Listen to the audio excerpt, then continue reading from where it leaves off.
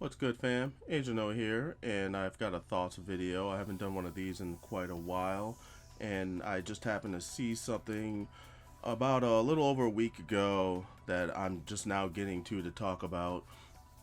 I saw on Kotaku that Capcom is doing another Marvel versus Capcom game, and I was actually pretty surprised because I thought Marvel was done with doing console games because they were making so much money off of the mobile market.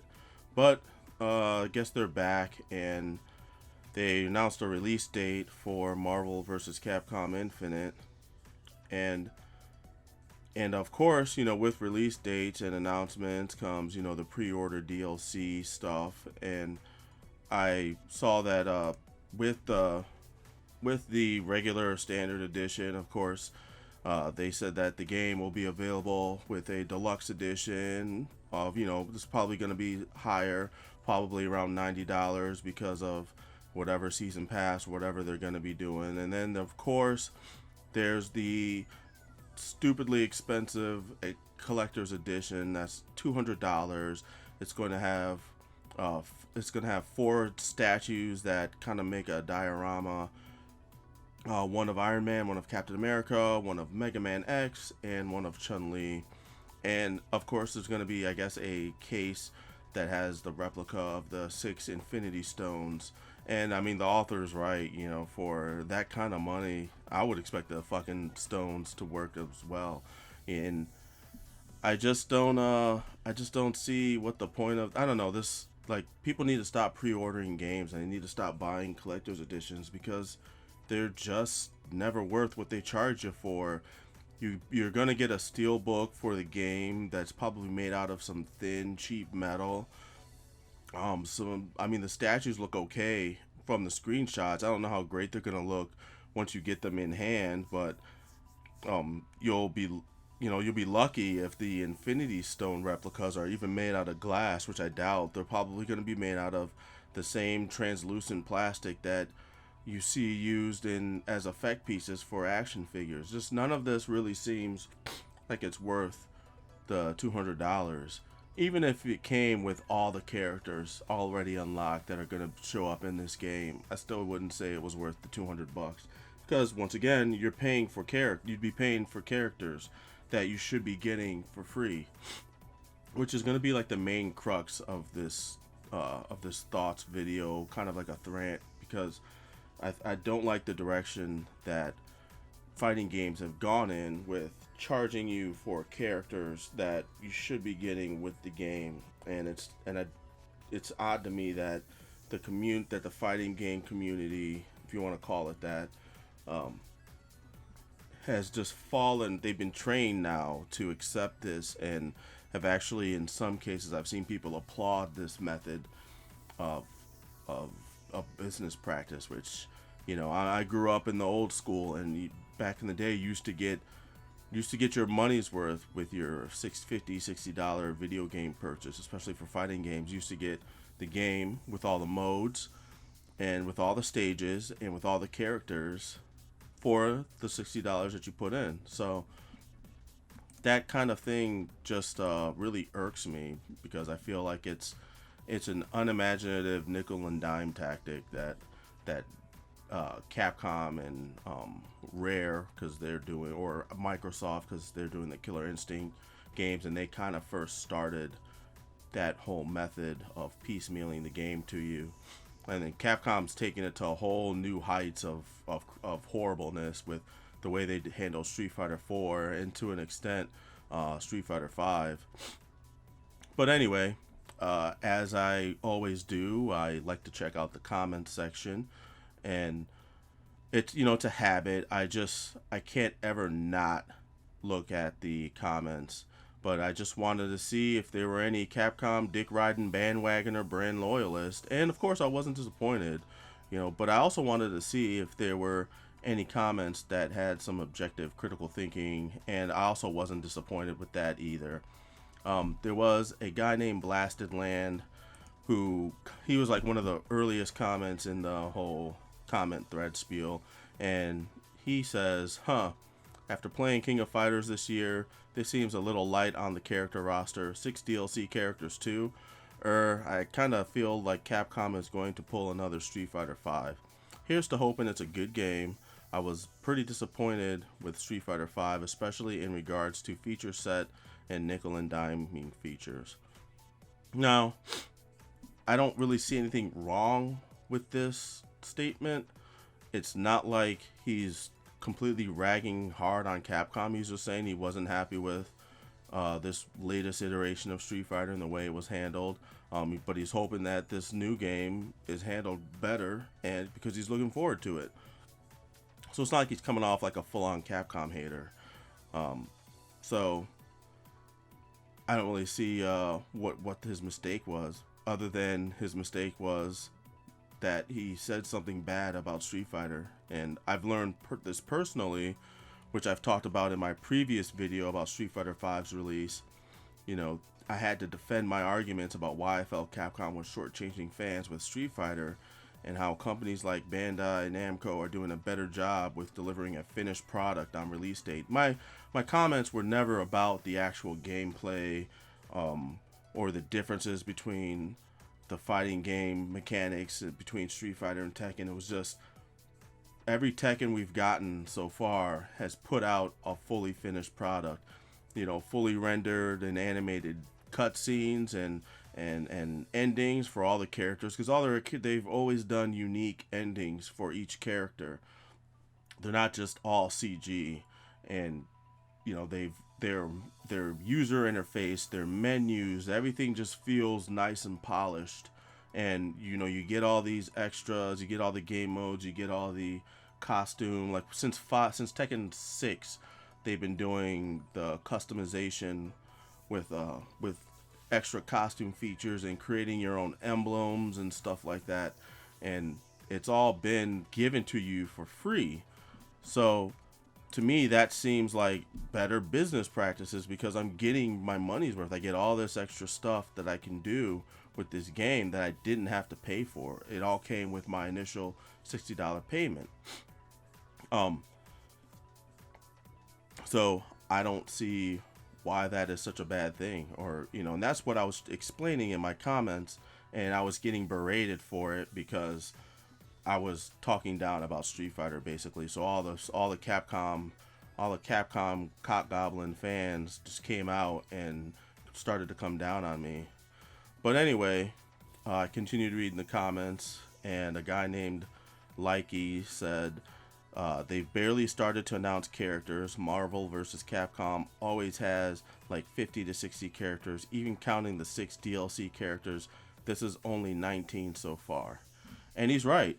Marvel vs. Capcom games, they've always had a huge roster of characters, but I don't think that the number of characters was what Blasted Land was concerned about.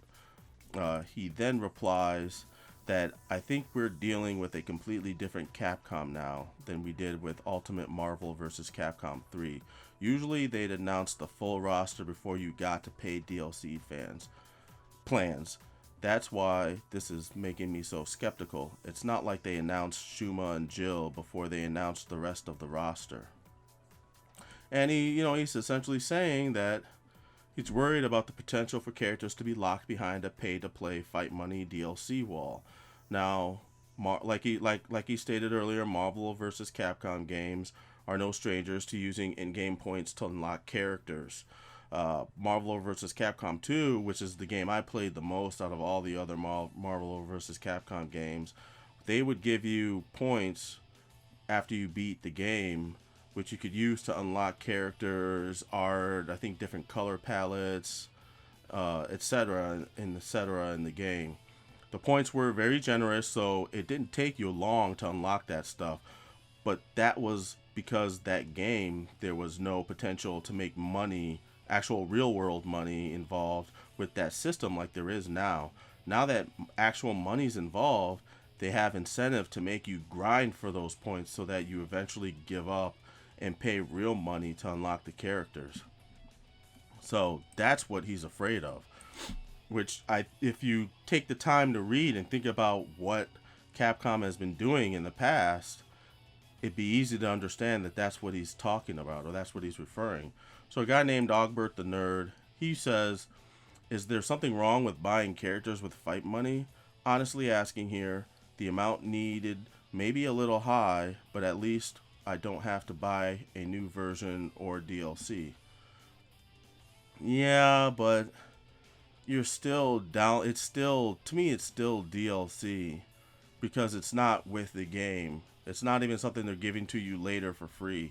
It's still something you have to add on through either using the in-game money or real money. So I'm not even feeling that. So, like I said, the majority of fighting games, characters should not be locked behind a pay-to-play fight money wall. Marvel vs. Capcom is a little different in the sense that you do start out with a big roster of characters that gets bigger as you unlock all the extra ones. Marvel vs. Capcom 2 had a total of 56 characters, and there was 24 of them that were unlocked from the start, at least on console. I don't know how it worked in the arcades. I played it a little bit in the arcades, but not a whole lot. We played it mostly on the Dreamcast back in the day. So, it wasn't a big deal to have to have the unlock system in place to get the rest of the characters, especially since the game practically handed you mad points in order to unlock all this stuff, because the incentive was to get all these characters unlocked as soon as possible, but not make it like it was a pretty good balance. If you did really good in the game as you played through all the computer controlled characters, you could rack up a good amount of points to at least unlock like 2 characters at a time. But once again, the potential to make people pay real money is involved now. So this mechanic could go from fun to very tedious and grindy, and that's what he's afraid of, and I'm afraid of that myself. So Blasted Land, he replies to Ogbert the Nerd, and he says, well, it's not really a big deal if the game was feature complete to begin with. In my opinion, the game wasn't feature complete, and instead of updating with additional characters and stages, they updated it with DLC plans. The product that originally came out was not worth the $60 they charged. Also, in my opinion, I talked about this extensively in my first video, how I felt the Street Fighter V on release was basically a $60 beta. For a guy like me who just wants to unlock the characters so me and my friends can play on an errant gaming night, unlocking them was a complete chore, and not a fun one at that. It felt like I was pressured to move to paying for the DLC, which quite honestly is disappointing. It felt like a rushed product with a pruned roster and features designed to point at DLC. As an avid fighting game buyer and player, I usually buy the shit out of every Capcom fighting game. I even have the 25th anniversary box set, but Street Fighter V burned me so hard, I'm going to wait and see with this release. Once again, this is a sensible answer to Ogbert the Nerd. And I admit that I'm being a little biased because a lot of what he's saying is stuff I've said in the past and covered in the previous video about Street Fighter V. I know there's going to be people who, aren't going to want to wait and grind the necessary amount of fight money to unlock those characters and just go for the simple approach of paying the real money to unlock them. And I know Capcom knows this as well. My bad. Hell, they were banking on it. Pun intended, obviously. It's basically, in so many words, what I said in my previous video about Street Fighter V, how they know that most of the really competitive players in the fighting game community aren't going to wait around to grind the fight money necessary to unlock the characters, because I think most of the fight money you make, the biggest payouts from what I've been reading is going through the survival mode with the different characters, and not through, you get some money playing online, but not like in ranked matches and stuff, but not like you do with the survival mode stuff. And that's the problem. I think if they gave bigger payouts across the board, it would be a lot easier to grind the money you needed. But of course, then nobody would use the real money method to buy the characters, which none of these none of these professional fighting game community individuals, they're not going to wait around to get the necessary fight money. They're just going to buy the characters because they need to learn the ins and outs of all these characters to know, whether they're characters they're going to want to use in matches, or how to best counter some of their characters' different move sets and techniques. So they're going to just outright pay for the content because it's faster that way. The longer you wait, the more of a curve you have to go through because of everybody else who's already got the characters and are already learning. So this is just everything I've been talking about as well. So Ogbert replies, I understand the it wasn't ready on launch argument. You're absolutely right on that front. Online was not ready, and there definitely needed to be some balancing. I'm curious to hear what features you thought were missing, though. As far as I can tell, online, again, somewhat broken. Survival, personal story, and training mode were all there. Arcade mode wasn't there, and that's really basic. That's a really basic mode that needed to be there. Anyway, he goes on to say, DLC characters, while a grind, aren't impossible to get if you actively participate in online and do the weeklies. Certain skins and palettes can even be earned through fight money or survival mode. Now I have my own thoughts on the $60 price point. We've had this price point for years now, and to be honest, it should be higher for new games. That's bullshit, but that's not saying I want it to be higher, or even that Street Fighter V should have been $60. But if you ask a dev to make games with better systems and graphics, but for the same price, things are eventually going to turn to shit. Much to my chagrin, DLC is one of the only ways to recoup some of that cost. Yeah, it's scummy. I want a full game on launch just as much as you, but Capcom tried to meet us halfway by giving us a choice to grind or pay. It's still shady in my eyes, only because Capcom gave you two methods, but it's really only one method, because the method they want is for you to take the real money route. But in order to not get any scorn or any anger from the fans, they gave you the fight money method and just made it annoyingly boring and I guess challenging to some extent in order to get the stuff that you wanted, which I feel like that's not a very genuine business practice. I also disagree with most of his second paragraph, because I don't feel like I feel like the $60 price point is still pretty good and still viable in this day and age. I mean, we were paying $60 back in the day, in the days of like Nintendo and Genesis, and those games didn't take $60 worth of, they weren't $60 worth, to be honest with you. If you think about how much money they were making back then, like they were caking off, because you didn't need the teams that you need now in order to make these games. You needed a lot less people, and you could still put out games on those systems, and they made a lot of money off of that. Besides, we've had games come out with price points that didn't have paid DLC, like Horizon Zero Dawn, for example. There's also Titanfall 2. They had free updates, free DLC, all done with no season pass. And all the Tekken games up until Tekken 7 haven't had paid DLC that was integral to play the game. Even like Tekken 7's season pass isn't wholly necessary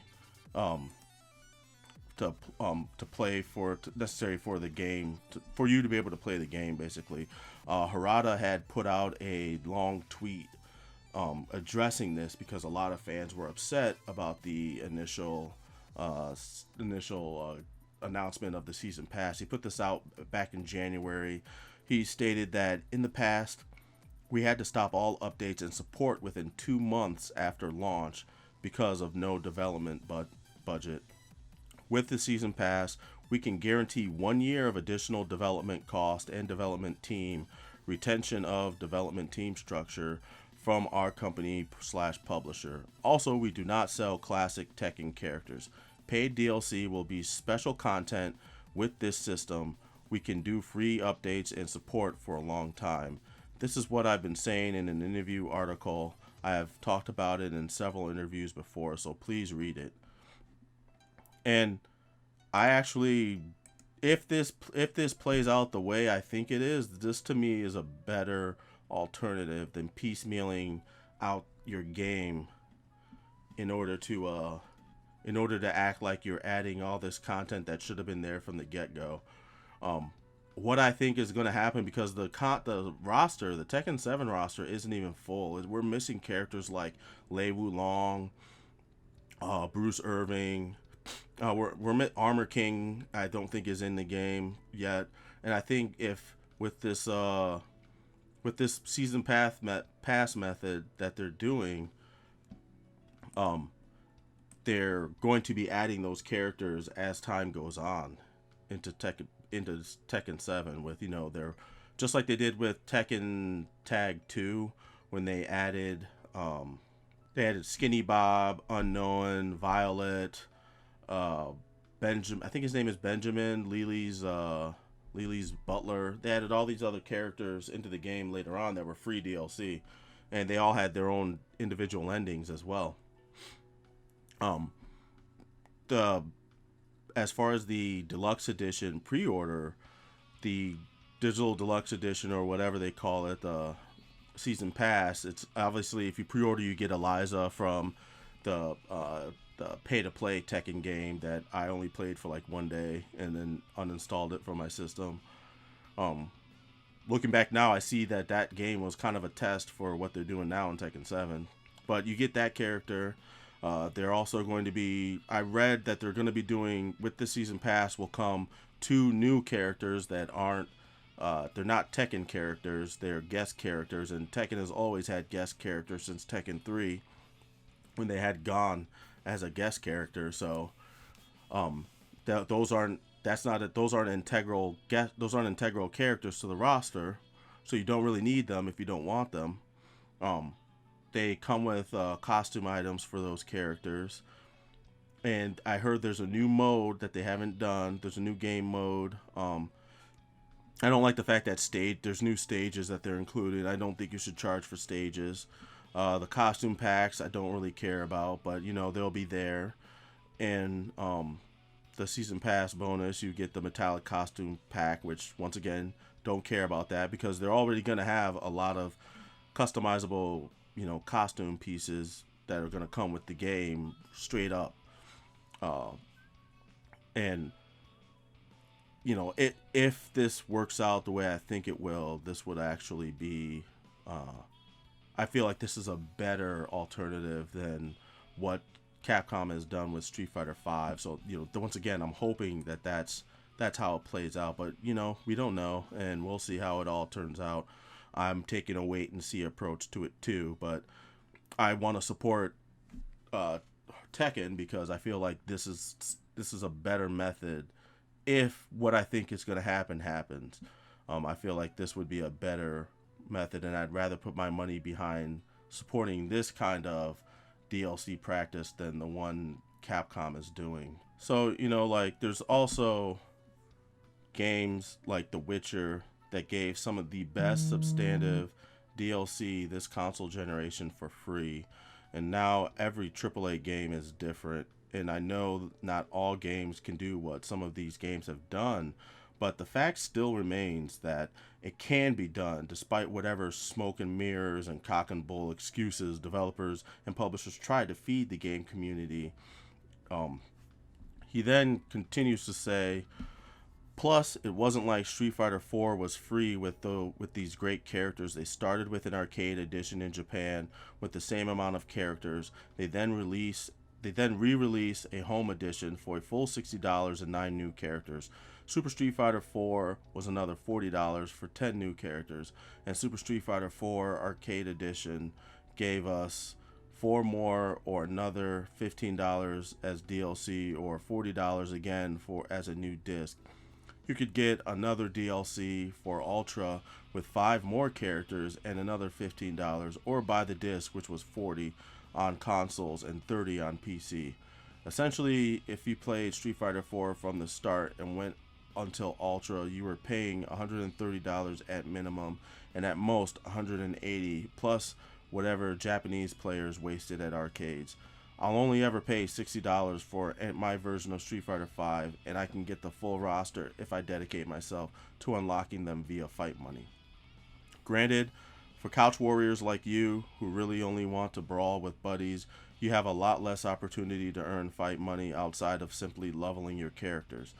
But I don't have the luxury of having friends who are competent enough to want to play with me. My fight buddies have their own lives somewhere else now, and my local friends don't want to put in the effort of learning with me because my basic understanding of fighting game mechanics eclipses their own by a great deal. And it's really no fun for either of us. Online is really the only place people like me can go for a challenge or to hone their skills, and I'd wager that most people are like this nowadays. Sorry for rambling on. I just wanted to meet your criticisms in earnest while also giving my 2 cents on the situation. I mean, on one hand, I can kind of see what he's saying, but I still don't agree, because you can make friends online. Like when I started playing Destiny, my friends list like quintupled. Like there were so many people, like I just kept making friend that were sending me friend requests, because we would play regularly. We'd meet online and play almost every day when I was really hardcore into Destiny. And even when the few times I played online, I played Tekken Online. I think it was Tekken 6. One of the times I played, I ran into somebody and we just got to talking about the game, and I was showing him some pointers because he wasn't that good at the game, and we were just talking about stuff that we didn't like the lag that would happen sometimes during matches, or people that did nothing but bulldog you the entire match and weren't trying to, because they were just playing to win and they weren't trying to use any strategy. They just wanted to try and overwhelm you, and just some of those things, like when we hit it off right away. So it's like, maybe you should just be more open. You can't, don't blame the game for the fact that you can't communicate with people, and you're stuck having to use, the fighting, the DLC mechanics in order to unlock your characters. So, it's that's more on you than the game itself. And pointing out the follies of Super Street Fighter 4 or Street Fighter 4 as a way to try and make what they're doing in 5 seem better when it's kind of not. I don't know. To me, it doesn't say pointing out something that's worse and something that's not as bad doesn't make the thing that's not as bad better. It just makes it. It just shows it's bad. It can be just as bad. It just shows it's bad to me. Like, you're not gonna make it seem like I'll be more in favor of what Street Fighter 5 has done than what Capcom has done with Street Fighter 4. Being the better of the two. You're still, picking the lesser of two evils is still evil. Anyway, a guy named Psycho Nun jumps into the debate, and he says, "I wish they'd pull a Street Fighter 5 since you can purchase the characters with in-game money and not with hard-earned real-world money." It'd be nice if they cut out the real-world money angle entirely and made it like Marvel vs. Capcom 2, but I don't see that happening. I think they're gonna pull a stunt like they did with Street Fighter 5, because it's been accepted, albeit it hasn't gotten them as much flack as Street Fighter 4 did, the way they handled it. So Blasted Land replies to Psycho Nun. He says, "If you spent all the time playing the game, you would need to unlock all the DLC characters you could. You would have made the price of the characters many times over. I don't know about you, but I don't like the grinding survival mode with characters I don't particularly like. This feeling would change if I could grind fight money with only characters I enjoy playing. That's why I compared it with working, because being forced to use characters I'm not particularly interested in to grind out paltry fight money sums smacks of work to me. If this is the way you game, more power to you. I just felt like it was exploitative. And I think this reply is important only because I believe this shows Capcom's intentions to get you to spend money. Why should the majority of fight money be made playing the survival mode? Why not give just as much of a payout playing online versus? Plus, you have to play with characters you may not be familiar with, which of course ups the challenge, and which for some people they might enjoy that challenge. But if you're just trying to unlock characters as fast as you can, it could prove to be tedious time wise, especially if the payouts aren't that big. Um, I don't think I'd have fun doing this either. And so a guy named Hero Gear jumps in. This guy's kind of a trip. You'll see as this video goes on, but he quotes Blasted Land about when he says, nickel and diming features from his very first post. He says, "You mean charging roughly $5 per character, which seems to be the going trend in all of these games except Tekken, even though you can also earn them for free if you play enough? Or you mean the new stages, which again can be picked up for free if you play enough? Or how about the balance changes, which you get for absolutely free, unlike ARC's games where they ask you to buy a completely new disc version of the game incompatible with the past iterations? Is that your standard of non-nickel and diming? Don't forget, Street Fighter 4 did that.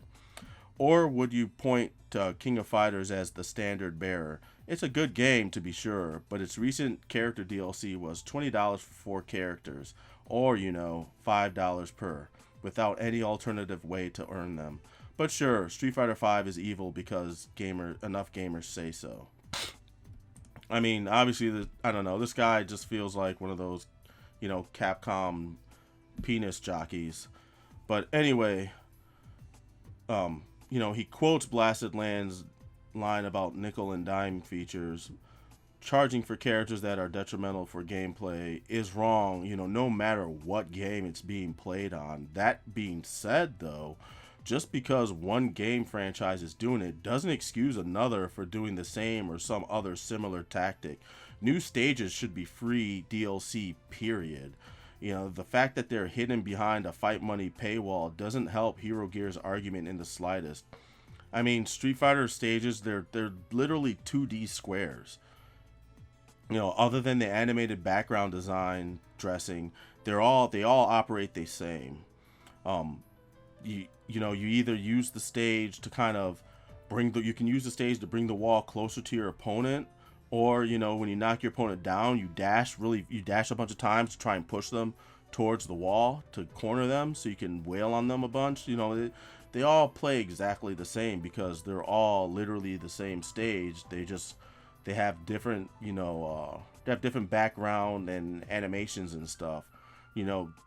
Tekken doesn't charge for stages, at least until this new DLC, this new game, with fight money or real money, and they have a bigger, albeit not by much, variety of stage designs. Tekken also, they've always had their infinite stages, which those could all, if you take away the backgrounds and all that, they all play exactly the same. But then they also have their walled stages, which are, a lot of them are different sizes and they're different shapes. So the size and shape plays into how you play the game and how you're going to get your characters to the wall if that's your strategy. And then you have other stages that are multi-tiered, so you get them to the wall breaks and they fall down and you can continue the combo. Those, and they're placed, those areas are placed at different parts of the stage.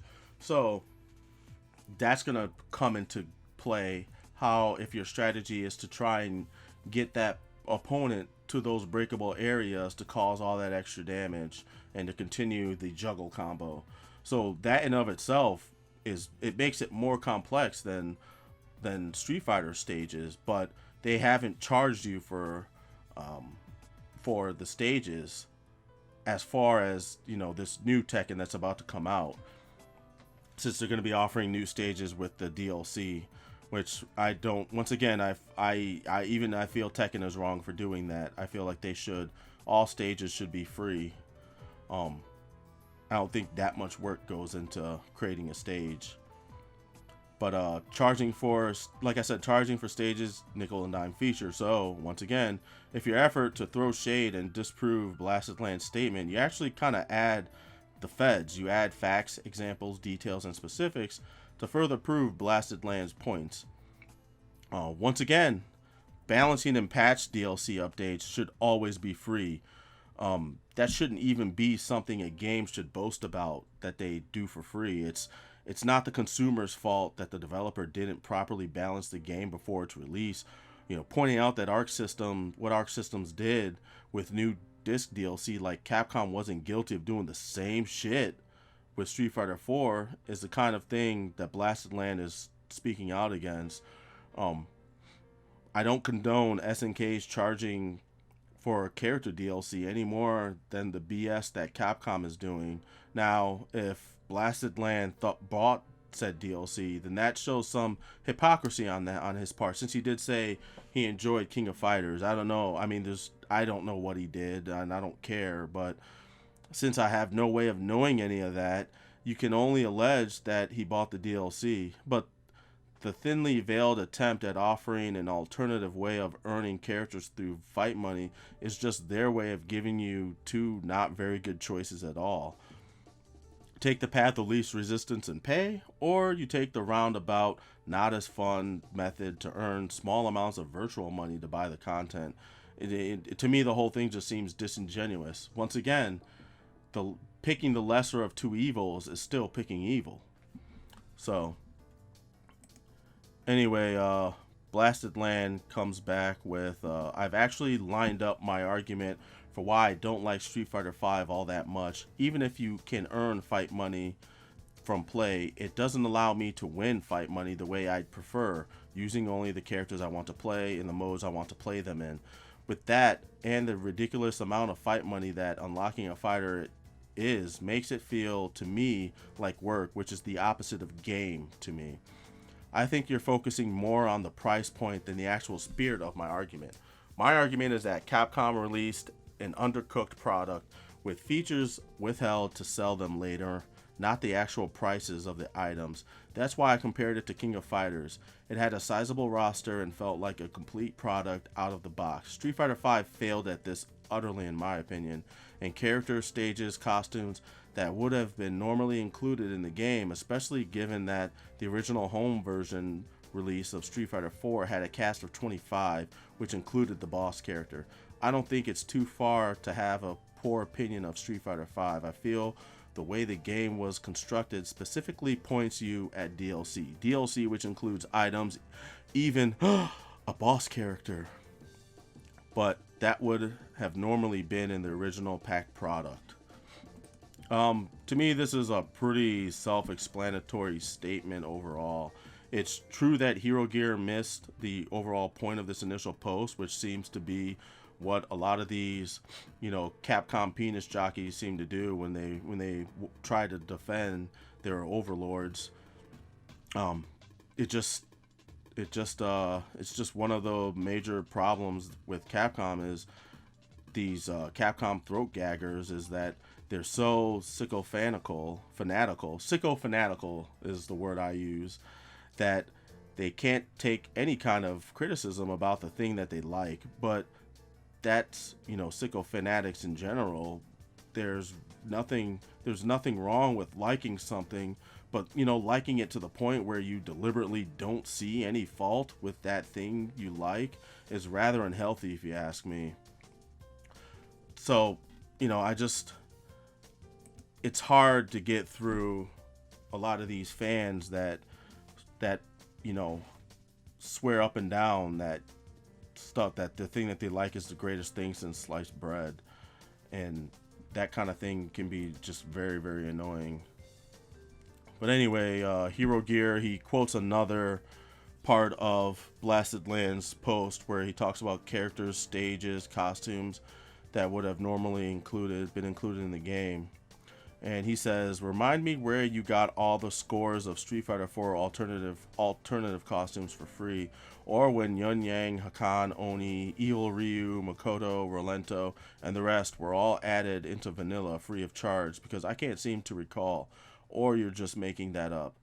Or how stages from Super, Ultra, and AE were added into vanilla Street Fighter 4 for free. I mean, I get if you think Street Fighter 5 is thin on content and don't like it, but don't act like nowhere in the history of ever has a fighting game charged you for new things after the original's release. That's disingenuous." Um, and I'm just like, that first paragraph, what? Like, as far as I can tell, none of the added characters' costume packs were added for free. That's the problem. Like, that's what he's talking about. He doesn't like the way they've been handling their business. It's never been about how much content is being added, but how much the content costs, or the fact that it shouldn't cost anything at all. Like, he's saying all that stuff should be added. And as for that last sentence, but don't act like nowhere in the history of ever has a fighting game charged you for new things after the original's release, that's disingenuous. Once again, Tekken, they didn't start adding DLC until Tekken Tag 2, and even that DLC isn't necessary at all for playing the game. They offered the previous soundtracks for sale as use as alternative background music for the stages. That was their DLC in Tekken Tag 2. And once again, characters they added later were Skinny Bob, Dr. Boskanovich, Violet, Miharu. I forgot about her. Miharu was Ling's friend. Sebastian and Unknown. And if you want to tally that up, that's $30 worth of DLC characters that they gave for free. All the costumes and cosmetic items are free. Stages added after the release of the game were free. If anything is disingenuous, it's Hero Gear's last sentence. So, I don't see where he's coming from with all that. But anyway, dude continues, "I appreciated that Street Fighter V had a smaller roster that, at least to start, seemed more about the balance of characters and focusing on playing and learning one or more at a time than more things equals better game. It reminds me of Street Fighter 3, a game with a very small roster in a time where you had upwards of 40 plus characters in some fighters. Yet it didn't matter then because the core game was good, which is why it doesn't matter to me now with Street Fighter 5 because the core game is good to me." And he once again quotes Blasted Land when he talks about having gasping about including a boss character. He says, "I mentioned elsewhere, but the trailer makes it pretty obvious. Neither Sigma or Ultron are bosses. It's that weird fusion of the two. At least that's the thing doing all the talking, fighting in the original story stuff." This quip seems like being mad at that Akuma isn't included in Street Fighter V because he's always been a boss in the past, even though Necalli, Bison are the bosses in the main story. This to me, this whole last part of his post just seems like highly opinionated hyperbole. I mean, sure, the first version of Street Fighter 3 had a smaller roster, but let's keep it real, man. It wasn't because they were going for a quality over quantity approach. It was because they were continuing the overall story and going with a cast of basically new characters. The only returning characters with the first iteration of Street Fighter 3 were Ken and Ryu. I'm not even going to go into the rest of this paragraph because, once again, it's hyperbole. He then quotes Blasted Land with the whole gas boss character, and you have to admit, though, that having Akuma as paid fight money DLC is BS, considering that he's been in multiple games and at those times he was available outright for players. I don't know, man. I mean, you just can't reason with people who don't want to be reasoned with. And then, of course, you have those people that just want to be dicks instead of trying to join in the conversation and say something constructive. This guy named Griffman says, "How dare a company make you choose between time and money? They should have just give you everything to you for free forever. That's clearly a sound business practice that will make loads of money. That's not even what he's saying. And I hate when people try to be, they think they're being funny or clever or trolly when they post this kind of generic shit. You know, you may as well just not post anything. You know, you're wasting your time. And, you know, this is just nothing more than an asshat comment. Um, Lazy DLC offerings are just that. They're lazy. It'd be a totally different story if they actually took the time to come up with fresh DLC incentives and offerings for you to purchase without using the method of piecemealing essential parts of the game that you normally got with your initial $60 purchase. I would be like more inclined to pay for DLC if they did that. If they include everything that you're supposed to get in the game, characters, stages, customizable options, game modes, all that, etc. And then they come up with something else extra, then yeah, I'd be more inclined if it was something that actually seemed fun and enjoyable and added to the overall enjoyment of the game. I'd be more inclined to buy it than to buy stuff that I feel that should have been in the game from the get-go. And of course, Blasted Land, he sees through all this bullshit and he says, sure, your hyperbole filled post certainly addresses the actual spirit of my argument. The thing is, a business needs to strike a fine balance between doing what's best for their pocketbook and doing what's best for their customers. If a game seems like it aims gameplay in the direction of paid DLC, it's often seen as exploitative, and in general, the people who play games realize this. I feel that with Street Fighter V, Capcom removed elements that would have been included in the final packaged product and offered them as paid DLC, especially when you compare this release to Street Fighter IV's original release. Sure, you can unlock them with fight money, but making it unreasonably difficult or unreasonably time-consuming to do so is a design choice that points you at the DLC.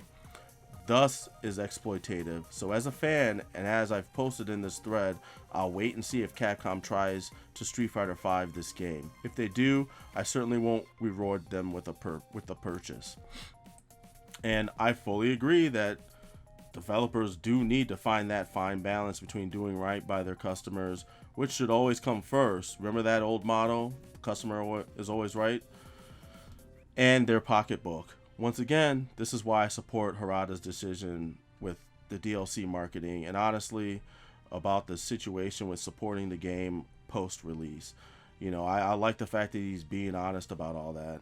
I actually plan on buying their season pass just because I think Tekken usually has fun guest characters, and I even have fun playing their extra modes, even though they can be, difficult, but in their own fun way. It's if they do what I think they're going to do with their DLC strategy. I know they're keeping all that stuff under wraps to make it a surprise for fans and the players and all that. But if they do what I think they're doing, then I think it would be I'd have more of an incentive to buy their DLC than I would anything that Capcom is doing. Capcom, I feel, is just they've put out 2 games back to back that are shady deal with shady DLC methods basically, and I can't see how anybody would want to support it. I don't want to play Street Fighter that bad that I'm willing to overlook all this stuff and put down all this extra money when I could be devoting that money to other things or other games. I'm not feeling that. So, if that's your prerogative, if you've got disposable income like that, then I guess more power to you. But I don't. I have to be a little choosy. Plus, there's other things I like to do with my money. I like to collect figures and stuff, and I like to buy, tech-related items and things like that. So, I have other things. I have other interests besides gaming, so I don't have to put all my money towards that hobby.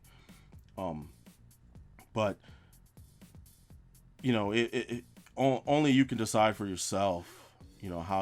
What you think is best for how you spend your money when it comes to gaming, and all I can do, and all anybody can do, is voice their opinion and vote with their wallet. And I think if we get enough people to start voting with their wallets against this kind of practice, we can force them to change to something better that we can all be happy with. Because in the end, I think that's what anybody who argues these points wants. We want fair, we want fair products, and we want the companies to be fair about what they give us.